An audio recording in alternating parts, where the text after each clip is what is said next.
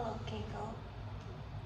This is a video from Cancun.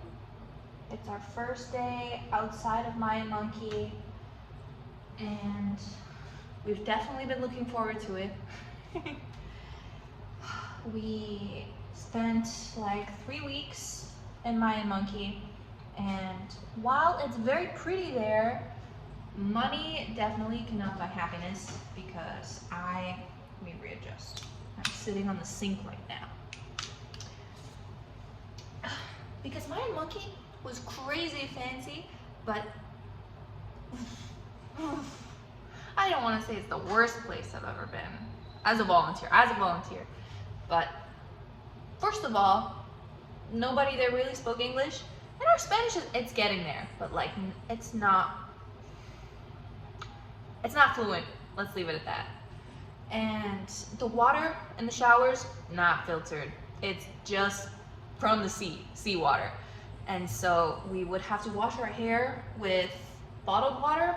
But then after you get out, your body feels all sticky and gross. And it's like, what's the point of showering after I've been swimming in the ocean if I'm just showering with ocean water, you know? And, you know, we never really felt clean. And there was nowhere to do laundry, so everybody always had like a bucket of soapy, dirty water with their clothes in it, and it definitely did not smell amazing. But the people there were nice. They were nice to me. It was a little sad leaving, but definitely not on the level that Che Merida was. I'm not sure if anything is ever gonna match that kind of like human connection in such a short time. Speaking of, as of right now, we still have plans to go see Miguel in Colombia before we go back to Canada. Let's hope that works, but we'll see. We are coming home a little earlier than expected because Jake is going to Japan, first of all, what the fuck, for 6 months. And then Annabelle is leaving to study in New Jersey. So they're gonna be gone too, and I can visit Annabelle maybe once, but Japan is out of the budget at the moment anyway. So I'm coming home a little early to hang out with them and maybe have Iris's birthday party at my house. We'll see. I am a little bummed that I'm missing Pride again because I'm not exactly in a huge city for any parades. The one in Merida already happened. I doubt Valladolid is going to do anything. And then the island that I was on, they put a bunch of like fun pride flags up, but other than that, there was not much. It's really nice being back in the city. When I stayed at Mayan Monkey, I felt so isolated because we were on the south of the island and there was no cell service, first of all. Second of all, you need to take a bus to get anywhere, but the bus costs 20 pesos. 20 pesos there and then 20 pesos back. That's already 40 to take a bus that comes every 30 minutes. That's incredibly slow because everybody's on a golf cart there and it's all American tourists who don't know how to drive. And anyway, super slow. And everything, because it's made for American people and it's only American tourists there, everything is so expensive, Keiko. Oh my God. I have no idea how we live. It's literally Canadian prices here. Like I was about to say I went to McDonald's. I did, but no, the chips and stuff and like the little tiny snacks I got to get me through the last week of Mayan Monkey, staying in my bed every day, trying not to talk to anybody, just cornered up in a little hole and like trying to be like alone. And I'm rewatching You with Jake, so that's fun. But yeah, the snacks were crazy expensive. And the second I got here, whoa! Do I look better with the light or without? Whoa. With, I think. My hair's grown out like crazy. It's super fluffy because when I got here, the first thing I did was take like a 20-minute long shower. I washed everything 3 times. I used like half of my shampoo, I shaved and everything, and I feel so good, so good. Like I've been wearing my green hat every day to cover my greasy hair because I wasn't washing it, and then it feels so nice to be in clean laundry. I'd say you have no idea, but you do because we're here. What else Tomorrow I have a full day in Cancun. I'm gonna go to the mall and hopefully pick up some Dostoevsky to read. I feel like you can only really read depressing books in super happy places. And lots of thunder going on outside. It's been raining like a lot recently, especially on the island, and the island is super hilly, and Merida flooded. That was crazy. I saw pictures of like right in front of Che Merida, and the water is like halfway up cars. It's a lot, so I shouldn't be complaining about the rain. But tomorrow we have a whole day here in Cancun, and then the next day we leave at like 10. We take the ADO bus. I've got a hostel right next to the ADO bus station, so I won't have any delays and I won't miss my bus. I'm not buying another bus ticket. It's so expensive for no reason. They don't even have outlets on the bus. But 2 days from now we go to Valladolid to work at another Che hostel, which Felipe hooked me up with. Shout out to Felipe. Love that guy. He was like, yeah, you know, you got some good reviews, so I owe you some money. So whenever you go to another Che hostel, I'll just send the money there and they'll give it to you. And then he also got me a job there, so that was cool. And I also get 2 free nights in any Che hostel ever in the world. Well, I guess they're only in Mexico, but still. So I could go to Bacalar for a few days. I could have gone to Holbox, but like a ferry to Cancun, and then a bus to a different port, and then a ferry from that port to Holbox, and then taxi from Holbox to within the island to wherever I end up staying. And I'm like, what's the point? And Hebron might have been there anyway. Hebron, I don't know if you remember him by the time you're watching this, but he was one of the volunteers that they took from Holbox to Che Merida to replace Alexis, as if anybody could replace Alexis. And he, weird guy, to say the least. He didn't do anything like super terrible, but Felipe did have to have a talk with him, and I'm glad he was not there for my whole stay, let's say. You know, it sucks to have like such a great group of volunteers in your dorm room and everybody's a girl or a gay. And then everybody's so comfortable and amazing, and then a straight man enters and he starts flirting with everybody and he ruins everything, and it's just like, traveling just teaches me, I would say, to hate men more, but I don't like saying that I've learned to hate.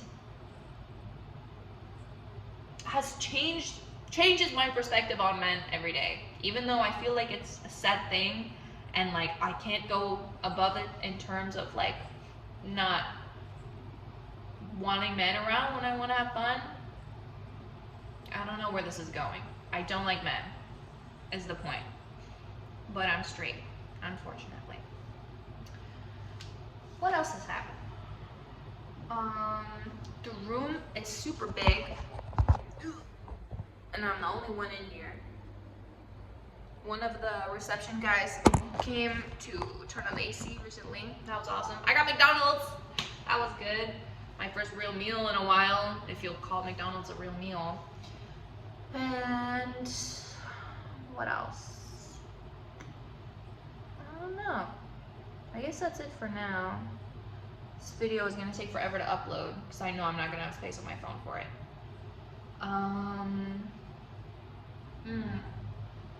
I paid 50 pesos for my fucking towel, for a towel rental at that. I could have bought a new one for that amount of money. Maybe not in Cancun, but still. Cancun is like not amazing because it's all tourists. So everything is tourist prices, and like it's very car centric here.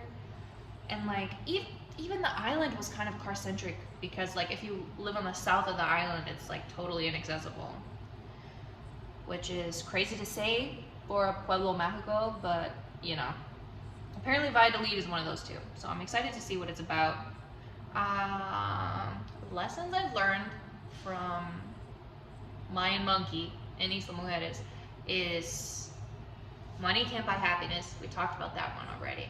I learned how to play the concha that the Mayans used before Buck the Buck, that one.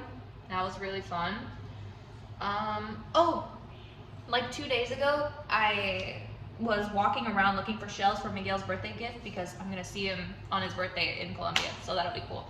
But I couldn't find any, and then while I was walking, I saw this like really neon piece of plastic, like snorkel thing in the water, and so I went in the water to get it, and then this couple stopped me on my way out because they were sitting on one of the bed things, and they were like, oh, like, good on you for getting that. And then they started asking me questions, and we started talking. He was like, yeah, I pulled you over here because I felt your energy, and you have such an energy about you, you know? And I'm like, oh my God, that's so sweet. And they were both super nice. And then the next day, so yesterday, we were supposed to do karaoke, but then there was like nobody around, so I just ended up hanging out with them by the pool, which is connected to the bar, and they bought this super fancy bottle of wine, and they shared it with me, and they were so nice. And then we exchanged Instagrams, and it turns out they're like influencers, which, you know, I would be more surprised about if I hadn't been traveling for so long already, but I feel like I've met a lot of influencers by now. He's definitely the nicest one I've met. Take it with a grain of salt, because I've only known him like 2 days. But I learned that even without the sun, the hot really affects you, and you shouldn't exert yourself too much, even when it's cloudy and stormy and windy, because you will get heat exhaustion. And I've learned that, I don't know, it's a very similar feeling to when I was in Ecuador in that place that I don't remember the name of. The one where it was murder season and I was working as a mural painter, and I was like the only one in the hostel, and then I couldn't freaking shower the whole time, and I was living off of wet wipes and everything, and that's really how I felt when I was in Mayan Monkey, because like it's such a fancy place, but like I couldn't even shower, like I don't have the essentials, you know. And then when I left that place in Ecuador, I went to Bogota, and I had the best shower of my life in that black tile bathroom that had everything inside. It was like so nice and private, and it had like special lights for the shower, and it was amazing. It was the best shower like I've ever had in my life. And I feel that now because I just had a shower, and it's like the best feeling ever to shower after you haven't showered in so long, you know? And like, I don't know, I felt like I wouldn't put myself in that position again, but here I am. I want to say this one was inevitable, but at the same time, like, I don't know, I guess I could have left earlier, but I don't want to leave them with no one to work, and I also don't want a bad review. So my boss was super nice about everything. I shortened my stay by a week, so I was still there for 3 weeks, but better than a whole month, I guess. But I remember the day I asked to talk to Yas, my boss, about it. I got that text from Felipe, and he was like, the manager from Valladolid is gonna text you right now. So I didn't even choose Valladolid. I just asked him.